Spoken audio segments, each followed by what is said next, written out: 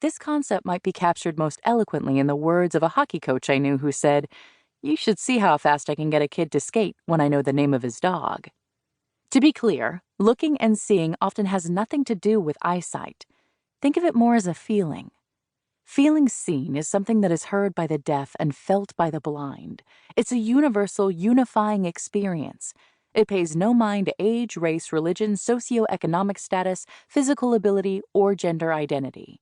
It's something that is possessed by all of us, yet it is mastered by none. If done genuinely, it rarely gets old. It's like fuel for the strength needed to navigate our days. I truly hope the answer, or some answers, to it all lies in the words you'll find here. In these pages, we'll journey through 3 parts as I, number 1, share how I think we got so lost and disconnected in this human experience. Number 2, give you a roadmap to find our way back to each other. And number 3, leave you with 3 practices I think you can always reconnect to when, not if, you lose your way again. As a clinical psychologist who sits with people who are often struggling with relationships in one way or another, it still amazes me that the hardest thing you and I will ever do is look, genuinely, at the people we care about. It takes as much to give it away as it does to receive the experience of truly seeing another. And it's so much easier, and certainly so much safer, to stay distracted with our busy lives and simply look away. Ironically, it's in seeing the meaningful relationships that we have with one another that can be the healthiest parts of any human life. Relationships seem also the thing that leaves so many of us fucked up. Even though we would die as infants without them, we are biologically wired for connection. The same entity, an interaction between 2 people, is the cause of the most unthinkable trauma. And in another twist of irony, it's only in relationships that we heal those most devastating experiences. Although many would identify family, my kids, my spouse, my closest friends, as the most important to each of us, it never escapes me just how difficult it is to look into the eyes of the people we love. And it seems, as this world turns and becomes more divisive, as the physical proximity between us continues to expand, as technological advances make it less necessary to be together, this critical dance of relationships, how we interact and communicate, is only becoming more complex, more isolated. So much has changed within our lifetimes, yet so much of how we interact with each other has not been rewritten.